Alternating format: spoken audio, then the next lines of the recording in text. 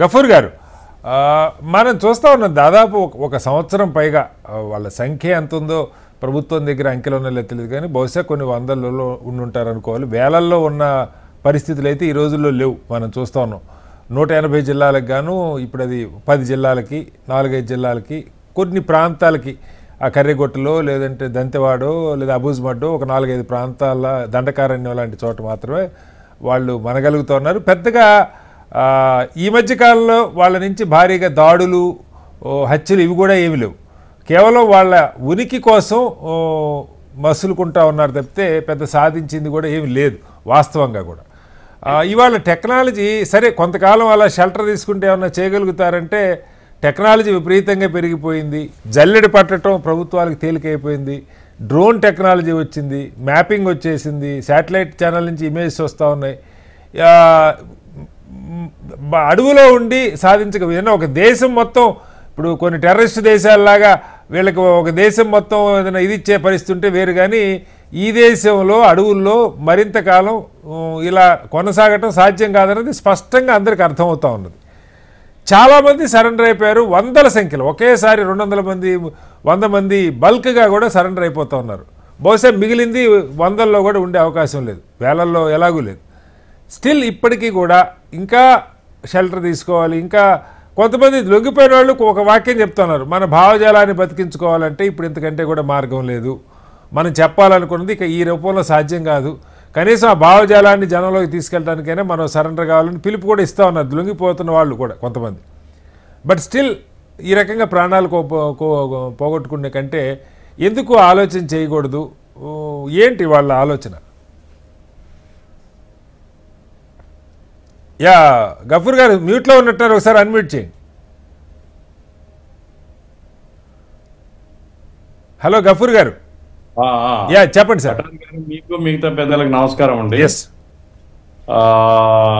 ఇప్పుడు సైద్ధాంతికంగా ఒక పొరపాటు సిద్ధాంతాన్ని వాళ్ళు తీసుకున్నారండి. సిద్ధాంతంలో ఉండేటువంటి బలహీనతను గురించి మనం మాట్లాడుకోవచ్చు, కానీ వ్యక్తిగత త్యాగాల వరకు వచ్చినప్పుడు చాలా త్యాగాలు ఉన్నాయండి. ఇంజనీరింగ్ చదివిన పిల్లలు, డాక్టర్లు చాలా మంది పాపం ఆ సిద్ధాంతాన్ని నమ్మి బగైపోయినారు, వాళ్ళ ప్రాణాలు పోయినాయి. తరిమల నాగిరెడ్డి ఆయన రహస్యంగా ఉండి చనిపోయినాడు, చంద్రపుల్లారెడ్డి చనిపోయినాడు, ఎక్స్ఎమ్మెల్సీ నీలం రామచంద్రయ్య ఆ రకంగా పోలీసులు కాల్ చేసినారు. ఇది చాలా చాలా చాలా ఉన్నాయి. మనం చాలా ఉదాహరణలు కూడా తీసుకోవచ్చు, నేను ఆ వివరాలకు పోను. ఇప్పుడు పాయింట్ ఏమిటంటే వాళ్ళ అంచనా ఈ సమాజాన్ని మార్చాలి, మార్చొచ్చు అనేటువంటిది ఒక కొత్త సిద్ధాంతంగా నక్సల్బరీ మూవ్మెంట్ దేశమంతా బాగా అసంతృప్తి ఉంది ప్రజల్లో, పోరాటం లేదు కాబట్టి పోరాటం కనుక చేస్తే జనమందరూ వచ్చేస్తారనే అంచనాతో వాళ్ళు పోయినారు. ఆ రోజు సిపిఎం క్యాడర్ కూడా చాలా మంది అందులో పోయినారు. వాళ్ళే తిరిగి సిపిఎం క్యాడర్ కూడా చాలా మంది చంపారు. మా కార్యకర్తలు చాలా మంది నక్సలైట్ చేతిలో చనిపోయినారు. అయినా సైద్ధాంతికంగా తప్పది. ఆ సైద్ధాంతిక పొరపాటుకు చాలా హింస జరిగింది, చాలా మంది ప్రాణాలు కూడా కోల్పోయినటువంటి పరిస్థితి ఇప్పటికి కూడా అదే కొనసాగుతూ ఉంది.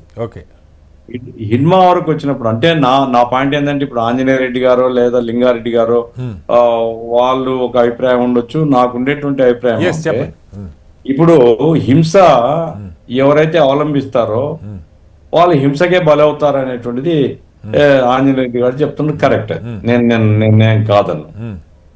అయితే రాజ్య హింస అదే జరుగుతుండేది. మీకు చట్టం ఉంది, చట్టం ఉన్నప్పుడు మీరు అరెస్ట్ చేయండి, యావజ్జీవ శిక్ష వేయండి, ఉరి శిక్ష వేయండి. చట్టం ఉన్నప్పుడు చట్టరీత్యా మీరు ఆ రకంగా ఇప్పుడు ఎదురు కాల్పుల్లో జరగడం వేరండి, పట్టుకొని చంపేయడం వేరు. ఎదురు కాల్పులు చాలా తక్కువ సార్. పైకి మనం ఆ ఎన్కౌంటర్ అది అనుకోవచ్చు, కానీ వాస్తవంగా ఎదురు కాల్పులు కాదు, కొన్ని చోట్ల జరిగిండొచ్చు, కానీ పట్టుకొని చంపేయడం, పట్టుకొని చంపేయడం కూడా రాజహింసనే కదా. పట్టుకున్నప్పుడు ఒక వ్యక్తి దొరికినప్పుడు ఆ వ్యక్తి మీద మీరు ఏం కేసు పెడతారు? కేసు పెట్టిన చట్టరీత్యా. అప్పుడు ఏమైందంటే రాజ్యహింస కాకుండా కనుక చూస్తే మిగతా వాళ్ళు కూడా అరే ప్రభుత్వం మన మీద దమనకాండం చేయడం లేదు కదా అనేటువంటి ఒక వాదన. అంటే ఇప్పుడు కాదు సార్, మీరు గఫూర్ గారు, అంటే మీరు చెప్పిన మాట అవి జరుగుతున్నాయి, ఫేక్ ఎన్కౌంటర్లని, బోటకాయ ఎన్కౌంటర్లని, వీటి మీద విచారణలు, నిజ నిర్ధారణ కమిటీలు ఇవన్నీ మనం చూసాం. అయితే ఈ మధ్యకాలంలో అవి కూడా ఏం లేవు, దానికి మించి అప్పట్లో ఏదో ఒకటి అడపాదడపా జరిగాయి కాబట్టి నిజ నిర్ధారణ కమిటీలు వెళ్ళి అది ఎన్కౌంటరా ఫేక్ ఎన్కౌంటరా కొంత వాళ్ళు విచారణ చేసేవాళ్ళు, పౌర సంఘాలు మరొకళ్ళు. ఈ మధ్యకాలంలో నేను గమనిస్తుంది అది కూడా ఏం లేదు, గుట్టలుగా దొరికిన వాళ్ళు దొరికినట్టు చంపుతున్నారు. ఇక ఓపెన్గానే ప్రభుత్వం అయితే ఓపెన్గానే చెప్తుంది, మాకు కంటబడితే చంపేస్తాం, మీరు లొంగిపోతే శ్రేయస్కరం అని ఓపెన్గానే చెప్తుంది. ఇన్సిడెంట్ చెప్తాను కటారి గారు, ఒక ఇన్సిడెంట్ చెప్తాను నేను, చరిత్రకు సంబంధించింది. చెప్పండి. తెలంగాణలో నిజాం ప్రభుత్వానికి వ్యతిరేకంగా ఆ రోజుల్లో ఆర్మ్డ్ సాయుధ రైతాంగ పోరాటం, సాయుధ రైతాంగ పోరాటం, తుపాకులు పట్టుకుని పోరాడినారు. దాంట్లో కూడా ఇండిపెండెన్స్ వచ్చిన తర్వాత ప్రభుత్వం తీవ్రంగా దమనకాండ చేసింది, అదంతా చరిత్ర అది. అయితే ఆ సందర్భంగా కొంతమంది చొరవ తీసుకొని సెంట్రల్ గవర్నమెంట్ తో మాట్లాడే ఆ కమ్యూనిస్ట్ పార్టీ లేదా దాని వెనకాల ఉండేటువంటి ఎవరున్నారో వాళ్ళని పిలిపించి మీరు ఎందుకు చర్చలు జరపరు అనేటువంటి చర్చ వచ్చినప్పుడు సెంట్రల్ గవర్నమెంట్ కన్సిడర్ చేసింది. ఆ రకంగా చర్చలు జరిగాయి. చర్చలు జరిగిన తర్వాత ఆయుధాలు గవర్నమెంట్ కి అప్పచెప్పేసి సరెండర్ అయిపోయినారు. కొంతమంది క్రిమినల్ కేసులు, మామూలు కేసులు అయితే విత్డ్రా చేసినారు, సీరియస్ కేసులు ఉంటే ఆ కేసులు నడిచినాయి. నా పాయింట్ ఏమిటంటే, అయితే అపారమైనటువంటి మిలిటరీ బలగం ఉంది, ఆయుధాలు ఉన్నాయి, అధునాతన ఆయుధాలు ఉన్నాయి, మేము చంపేయచ్చు, చంపేయడానికి ఎవరేమో కాదంటారు. అయితే ఈ హింస ఆ తర్వాత భావితరాల్లో మరొక ఒక అన్రెస్ట్ రావడానికి ఉపయోగపడుతుంది. ఏమైనప్పటికీ మేము చంపుతాం అనేది కాకుండా చర్చలు జరిపి చేసి ఉంటే చాలా బాగుండేది. ఇంకా ఎవడైనా ఆయుధాన్ని తీసుకొని తిరగబడతా అనుకోండి, సరే అది ఒకరో ఇద్దరో లేచిపోతే ఎవరు పెద్ద బాధపడరు. కానీ కరిగుట్టల్లో మీరు చూశారండి, శవాల గుట్టలు కొన్ని. అయితే వాళ్ళు పోలీసులు పంపడం కరెక్ట్ అంతే, అది కూడా కరెక్ట్ కాదు, దాంతమే తప్పని చెప్పాను, మొదటే చెప్పారు, దాంతమే తప్పు. మా కార్యకర్తలు చాలా మంది చనిపోయినారు. అయితే పరస్పరం చంపుకునేటువంటి కల్చర్ కాకుండా వాళ్ళను ఏదైనా ఏం సార్, ఇప్పుడు అందరు చదువుకున్నటువంటి పిల్లలండి, అట్లాగే ఆ ట్రైబల్స్ ఎవరిని చంపుతున్నాం మనం? ట్రైబల్స్ ను, మన దేశ పౌరుల్ని. కాబట్టి ఇటువంటిది కొంచెం మానవత్వంతో ఆలోచిస్తే మంచిదని నా అభిప్రాయం. అంటే ఇక అది కాదు గఫూర్ గారు, ఆ స్టేజ్ కూడా దాటిపోయింది, ఇది మొదలై దాటిపోయింది సంవత్సరం పైన అయింది. నేను అంటున్నది ఇప్పుడు చివరి దశకు వచ్చింది, మనకు అర్థం అవుతున్నది, ఆల్మోస్ట్ చాలా స్పష్టంగా చివరి దశకు వచ్చిన లక్షణాలు కనపడతా ఉన్నాయి. పెద్ద పెద్ద నాయకులు లొంగిపోయారు, ఉన్న హిడ్మా చనిపోయాడని చెప్తున్నారు. ఇవాళ దొరికిన వాళ్ళలో కూడా 9 మంది కేంద్ర కమిటీ సభ్యులు ఉన్నారని అంటా ఉన్నారు. మన రోజుల వేణుగోపాల్ సరెండర్ అయిన తర్వాత, వాళ్ళు ఒకరిద్దరు ప్రసాద్ ఎవరో సరెండర్ అయిన తర్వాత నేను అనుకున్నాను హిడ్మా ఇంకొక వారం రోజుల్లో లేచిపోతాడు అనేది నాకుండే అంచనా. అంతే కదా, ఎందుకంటే ఇప్పుడు ప్రజలు సంసిద్ధంగా కాకుండా సాయుధ పోరాటం ఎట్లా సాధ్యం? చరిత్ర నిర్మించాల్సింది ప్రజలు తప్ప మనం ఏదో ధైర్య సాహసవంతులము మనం తుపాకు తీసుకుంటే ఈ మిలిటరీ ముందు, ఈ వ్యవస్థ ముందు ఎట్లా సాధ్యం? ఇంత అధునాతన సాంకేతిక పరిజ్ఞానం ఉండే రోజుల్లో. కాబట్టి బుద్ధి తక్కువ ఆలోచన, నేను ఇంకా వాళ్ళు లొంగలేరు కాబట్టి నేను అనుకున్నాను వారం రోజుల్లో లేచిపోతారు వీళ్ళని. దురదృష్టకరమైంది. వాస్తవంగా హోమ్ మినిస్టర్ గారు నవంబర్ 30 లోపు చేయమంటే వాళ్ళు ఇంకా ముందే పోలీసులు చేయగలిగారు. సరే, టెక్నాలజీ పెరిగింది, ఇంటెలిజెన్స్ ఉంది.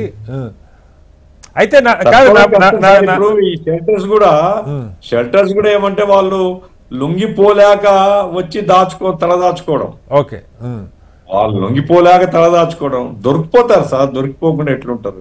నేనంటుంది ఇప్పుడు కాదు గఫూర్ గారు, ఇంకా బహుశా డంపులు, ఆయుధాలు భారీగా ఇంకా మరి ఎక్కడి నుంచి వస్తున్నాయో కూడా మనకు తెలియదు. ఇప్పుడు గతంలో చాలా ఉద్యమాలు ఉండేవి, అటు టెర్రరిస్ట్ ఉద్యమాలు బయట పాకిస్తాన్ వాళ్ళు, లేదు శ్రీలంకలో ఎల్టీటీ కానీ చాలా చోట్ల ఈ ఉద్యమాలు నడుస్తుండే, కొంత అంతర్జాతీయ సంబంధాలు కూడా ఉండే అవకాశం ఉంటుంది. బట్ ఇవాళ క్రమంగా కుచించుకుపోయి ఈ 4-5 జిల్లాలకి పరిమితమైన దగ్గర ఆయుధాలు సమకూర్చుకోవటము కష్టమే, మనుగడ సాగించటము కష్టమే, అగ్రనాయకత్వం కోల్పోయిన తర్వాత వాళ్ళకి దశ దిశ చెప్పేవాళ్ళు కూడా ఉండరు. ఈ స్టేజ్లో కూడా ఎందుకు ఇంకా దీన్ని కొనసాగించే ప్రయత్నం జరుగుతుంది వాళ్ళ వైపు నుంచి? ఒక మూర్ఖపు పట్టుదల, ఒక సైద్ధాంతికంగా మార్క్సిజం, లెనినిజం, మావో ఏం చెప్పినా అంటే ఇదే చంపినాడు, తుపాకీ గొట్టం ద్వారానే రాజ్యాధికారం వస్తుందని ఒక మూర్ఖ పట్టుదలతో పోయిన తర్వాత మనం ఏం చెప్పగలుగుతాం వాళ్ళ గురించి? ఇప్పుడు వాళ్ళను మేము చాలా సార్లు చెప్పాము, అయ్యా మా కార్యకర్తలు చెప్పినారు, అయినా సరేది కాదు, మీరు పోతున్న దారి తప్పు, తుపాకీ గట్టం ద్వారా పొగ వస్తుంది తప్ప రాజ్యాధికారం రాదు అని ఓపెన్ గా చెప్పాము. 50 సంవత్సరాలు అయింది. 50 సంవత్సరాల్లో ఆయుధాలు వచ్చేటివి ఇప్పుడు కూడా డంపుల్లో ఉంటాయి, ఎక్కడ ఉన్నాయో మనకు తెలియదు కానీ డంపుల్లో ఉంటాయి. మొన్న ఎప్పుడో పేపర్ రాశారు, కూడా డంపుల్లో ఉంది. ఏం ఉండొచ్చు, ఎందుకంటే 50 సంవత్సరాల ఉద్యమం ఉన్నప్పుడు వాళ్ళు నిధులు సమీకరించుకుంటారు, ఆయుధాలు సమీకరించుకుంటారు. ఏమైనా దురదృష్టకరము, ఒక షాడ్ ఎండ్ తో దశ ముగుస్తున్నది. ప్రభుత్వం కూడా ఈ షెల్టర్స్ తో వాళ్ళని పట్టుకొని కేసులు పెట్టి వాళ్ళని జైల్లో పెట్టండి. మాకేలేండి, షెల్టర్ లో పట్టుకున్న వాళ్ళు ఎలాగో ప్రభుత్వం డిక్లేర్ చేసింది కాబట్టి వాళ్ళని ఎన్కౌంటర్ చేసే అవకాశం ఉండదు, కేసులు పెడతారు. రిక్వెస్ట్ అదే, మనుషుల్ని చంపడం కంటే మీరు జైల్లో పెట్టండి, కేసులు పెట్టండి, ఏమో. ఒకసారి మళ్ళీ వస్తాను.